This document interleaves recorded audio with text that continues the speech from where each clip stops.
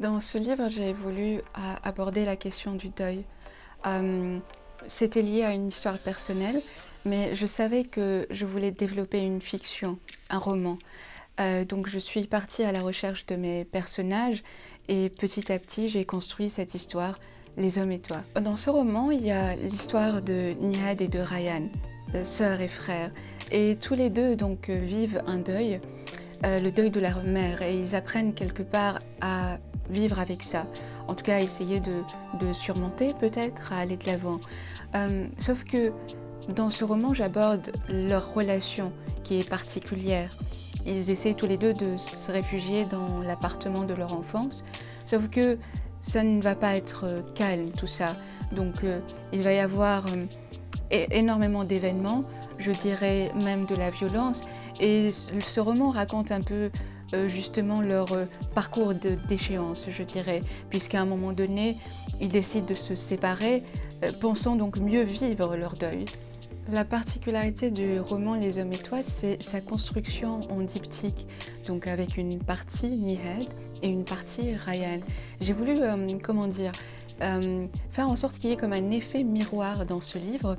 Il y a le point de vue de Nihad sur les événements et le point de vue de Ryan. Ce sont les mêmes événements, mais ce sont deux sensibilités complètement différentes, bien qu'ils soient très proches.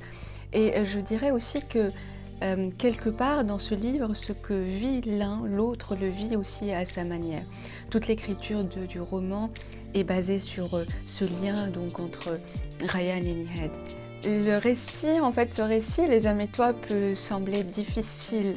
Le sujet que j'ai choisi de développer est assez dur, mais je dirais que ce n'est pas pour autant un roman pessimiste, que j'ai voulu écrire le deuil pour de redonner de l'espoir d'une certaine manière, ou en tout cas raconter comment des personnages se construisent avec ça. Il s'était retiré de sa vie, extrait complètement. Ça l'esquintait de ne plus le voir. Même son comportement imbécile lui manquait. Mais elle se persuadait que c'était mieux ainsi. Elle tentait d'agir comme si son départ ne l'affectait pas. Mais à l'évidence, c'était tout l'inverse.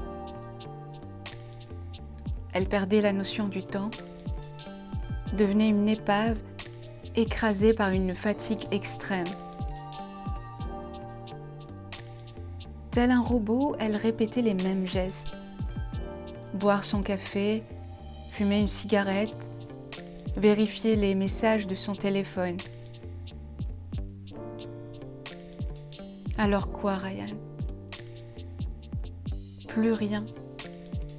Plus jamais je n'entendrai ta voix dans cette maison sous prétexte que j'ai été un peu méchante. Elle fichait tout en l'air dès qu'elle se trouvait un copain, pour ensuite repartir à la recherche d'un autre. Elle peinait à rester 3 semaines avec la même personne. Quelque chose de terrible. Elle les préférait fins, presque maigres, ayant pris des coups sur la gueule dans la vie et continuant d'en prendre encore. Dangereux parce que coincé contre un mur, l'iris noir, prêt à plonger le plus loin dans le gouffre, avec une démarche annonciatrice de chaos, le regard criant comment survivre, lui réclamant ce qu'ils n'ont jamais eu, de l'attention. Je crois que les personnes qui ont lu ce roman ont apprécié la psychologie des personnages. Je crois que ces personnes ont senti que j'accordais beaucoup d'importance à la construction du personnage et à toute la complexité qu'il peut avoir. Et souvent dans mon écriture, c'est vrai que je pars de ça. Je ne vais pas penser en premier à l'intrigue, par exemple, ou à l'espace, mais c'est plus partir à la quête d'un personnage.